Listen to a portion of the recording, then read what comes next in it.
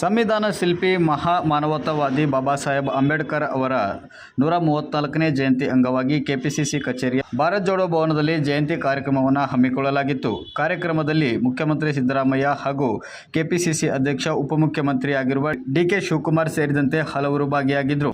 KPCC ಕಾರ್ಯಾಧ್ಯಕ್ಷ, ರಾಜ್ಯಸಭೆ ಸದಸ್ಯರಾಗಿರುವ doctor GC Chandrashekhar, MLC Manjunath Bhandari, Rajya Sabha ಸದಸ್ಯರಾದ ನಸೀರ್ ಹುಸೇನ್ ಸೇರಿದಂತೆ ಹಲವು ಪರಿಶಿಷ್ಟ ಪಂಗಡ ಹಾಗೂ ಪರಿಶಿಷ್ಟ ಜಾತಿಯ ಅಧ್ಯಕ್ಷರು ಹಾಗೂ ಘಟಕ ಅಧ್ಯಕ್ಷರುಗಳು ಕೂಡ ಭಾಗಿಯಾಗಿದ್ದರು.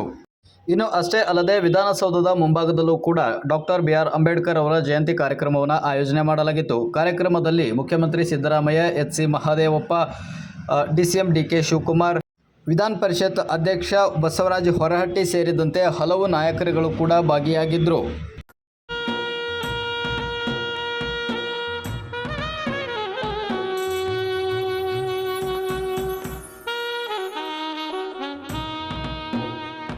ವ್ಯವಸ್ಥೆ ಆಗಲೇಬೇಕು.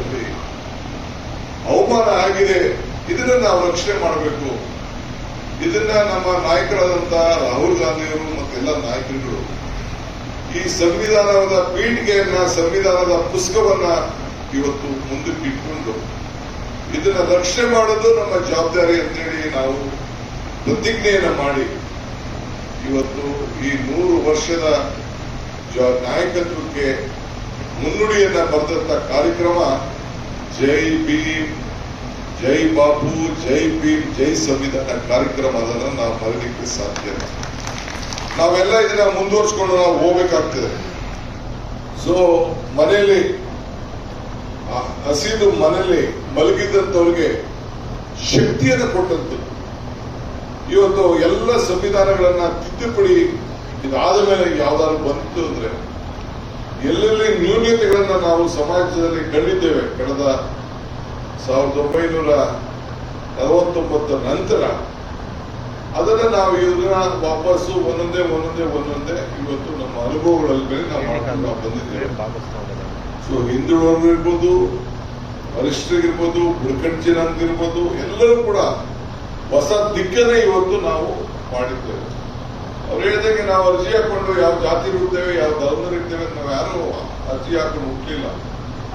ಕೊನೆಗೆ ಹುಟ್ಟುವಾಗ ಎಲ್ಲಿ ಹುಟ್ಟಿದ್ದೀವಿ, ಕೊನೆಗೆ ಸಾಯವು ಯಾವಾಗ ಹುಡ್ತೀವಿ ಅಂತೇಳಿ ಅದಕ್ಕೂ ಕೂಡ ತೀರ್ಮಾನ ನಾವು ಯಾರು ಗ್ಯಾರಂಟಿ ಮಾಡ್ಕೊಳ್ಳೋದು. ಅದನ್ನೇ ಬಾಬಾ ಸಾಹೇಬ್ ಅಂಬೇಡ್ಕರ್ ಹೇಳಿದ್ರು.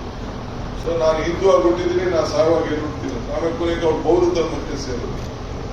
ಅವ್ರು ಹೇಳಿದ್ರು, ನೀವು ಹೋರಾಟ ಮಾಡು, ಈ ಹೋರಾಟ ಮಾಡಿ ನೀನು ಸರೆಂಡರ್ ಆಗಿ ಹೋಗ್ಬೇಡ, ನೀನು ಮಾರ್ಕೊಳಕ್ ಹೋಗ್ಬೇಡ. ಜಯಿಸಿದ್ರೆ ನಿನಗೆ ಆದಂತ ಒಂದು ದೊಡ್ಡ ಶಕ್ತಿ ಸಿಗ್ತದೆ. ಸೊ ಅದರಿಂದ ನಿನ್ನ ಹೋರಾಟ ಮಾತ್ರ ನೀವು ಮುಂದುವರ್ಸ್ಕೊಂಡು ಹೋಗಬೇಡ. ಇತಿಹಾಸ ಬರ್ತವ್ರು ಇತಿಹಾಸ ಮತ್ತೆ ಸೃಷ್ಟಿ ಮಾಡಲಿಕ್ಕೆ ಸಾಧ್ಯ ಇಲ್ಲ ಅಂತ ಹೇಳಿ. ಹಂಗೆ ನಾನು ನಿಮ್ಮೆಲ್ಲರ ಬದುಕಿನಲ್ಲೂ ಕೂಡ ನಾನು ಹೇಳೋದು, ಇವತ್ತು ನಮ್ಮ ಇತಿಹಾಸವನ್ನ ನೀವು ಯಾವುದೂ ಕೂಡ ಮರ್ಕೊಂಡು ಹೋಗಬೇಡಿ.